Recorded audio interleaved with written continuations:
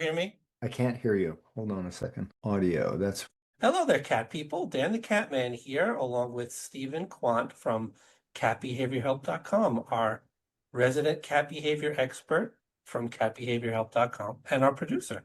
Hi, Stephen. Hey Dan, it is great to be here as always. Nice to see you.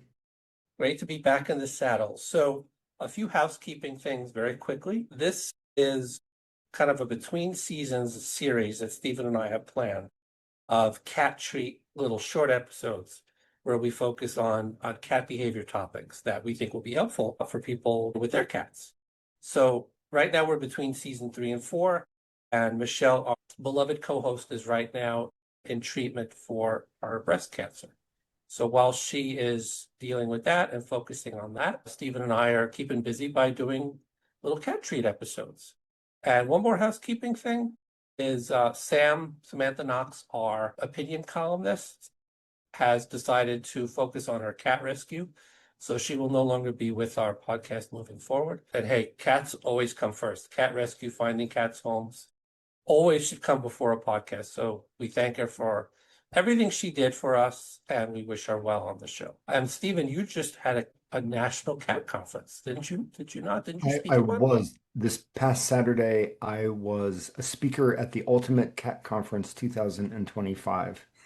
And it was really, really exciting and a great opportunity.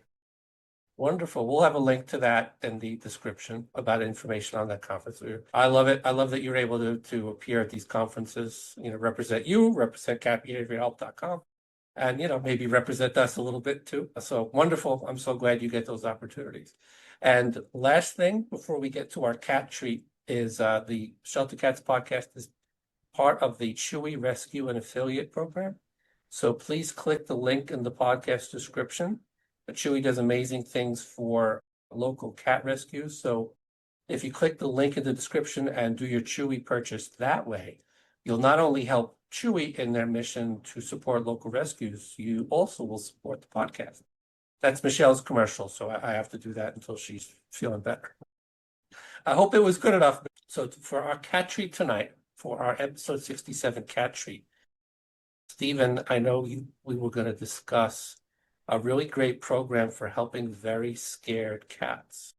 And this is a particular interest to me because my Rosie is a very scared, jittery cat. And it's one of my biggest struggles with her. She's very sweet, but she is very scared, very jittery. So I'm particularly interested in this program. Can you tell us more about it?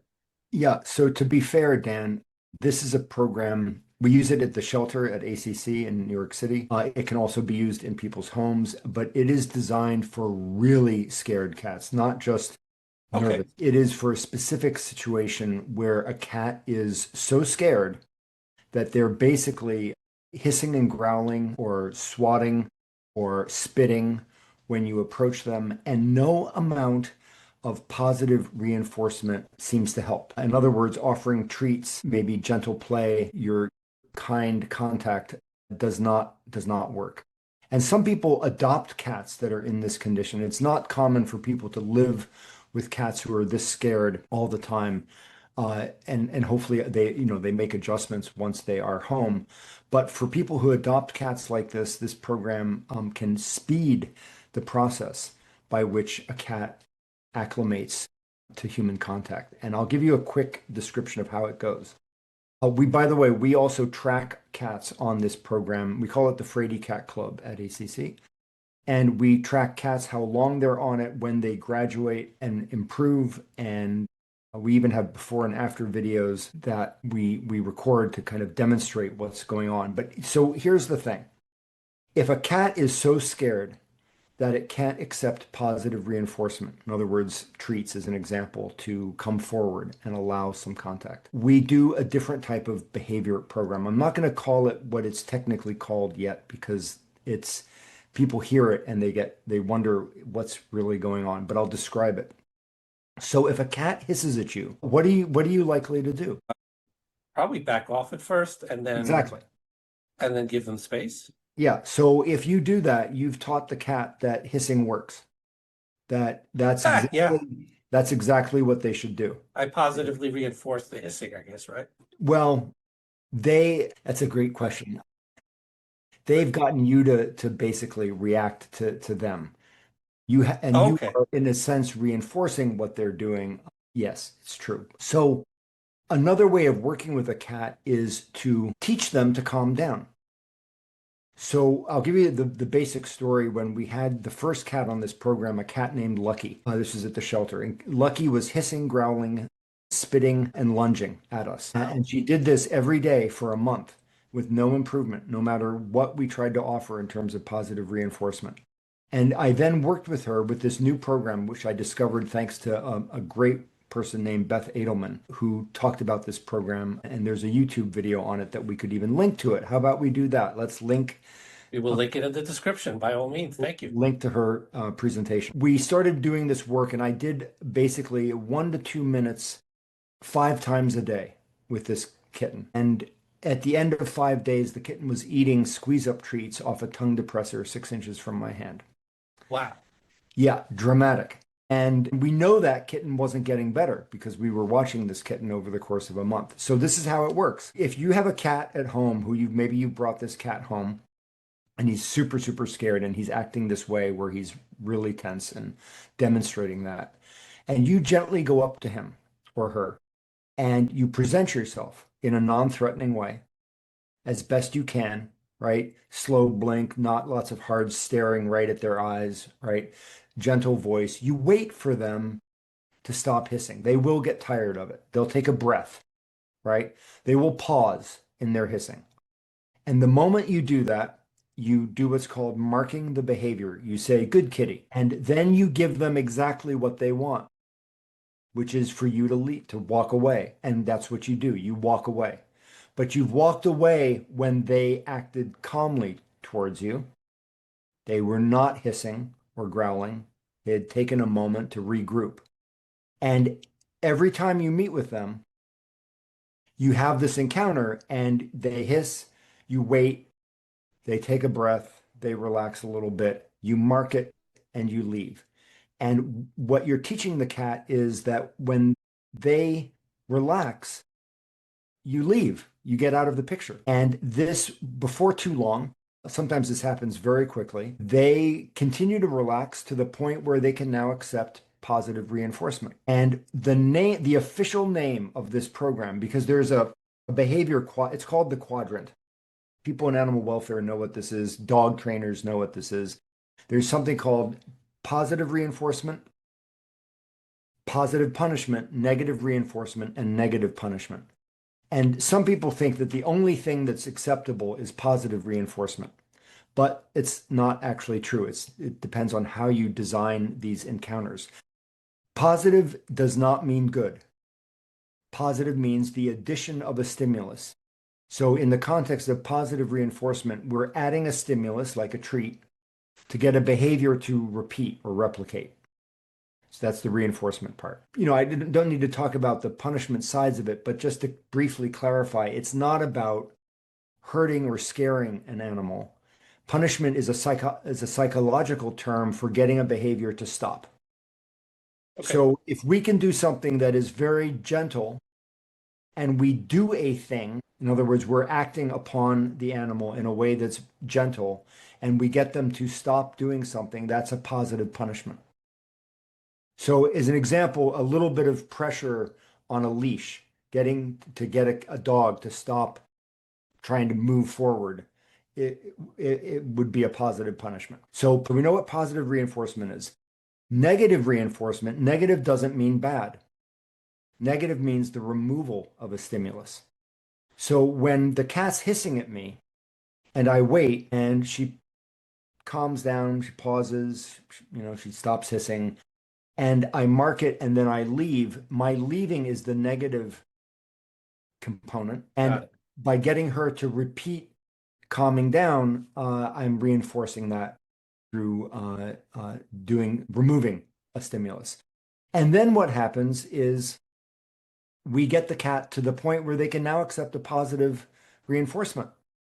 They can start accepting treats like Lucky did in exchange for giving a behavior and getting a reward.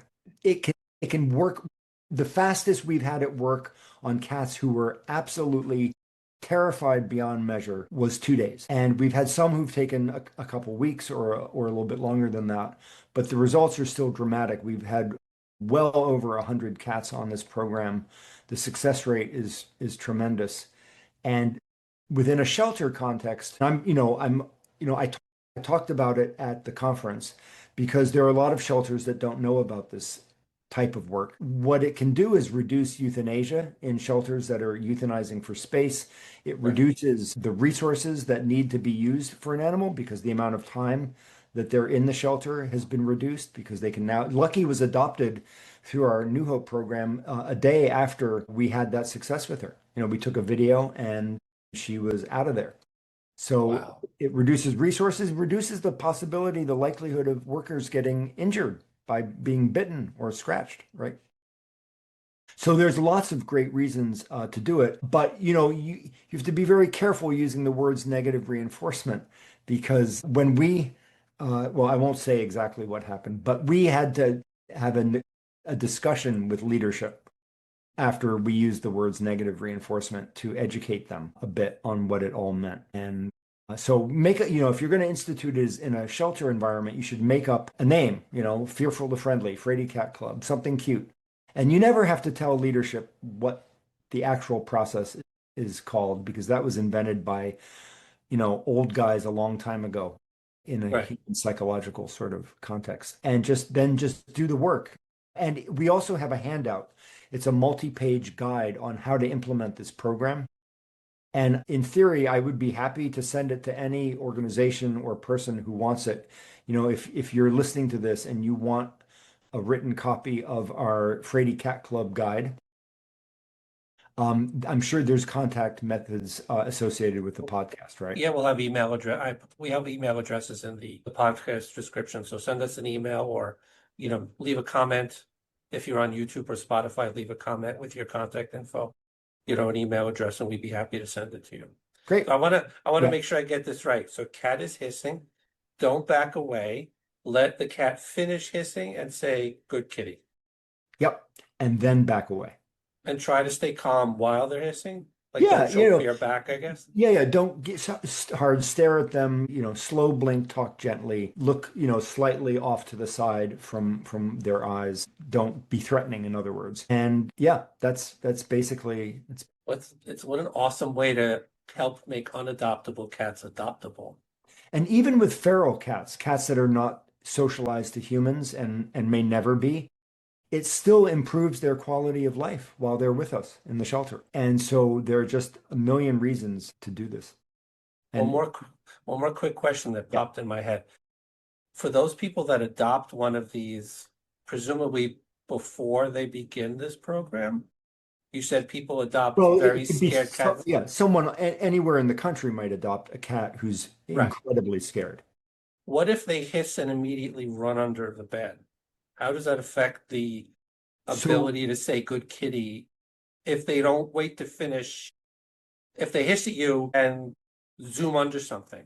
So this can't comes up in Beth Edelman's presentation. There used to be this feeling that with under-socialized cats or very fearful cats, you should put them in a crate so they can't do exactly what you just described. And we no longer believe. Got it.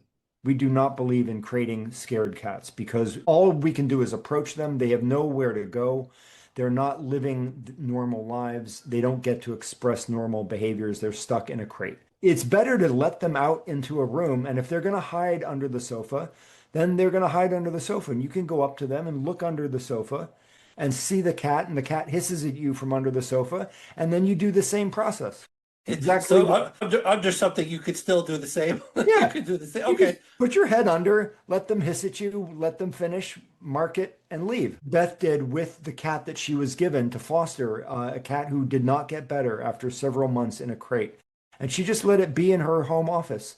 And she would go and do this process with the cat multiple times a day. And in about 10 days, the cat was purring on her lap. Awesome. I'm so glad that you explained this to us on the podcast. We hope people that either adopt or have rescues that are struggling with these types of cats, I hope they can adopt, pardon the pun, these programs for their own organizations.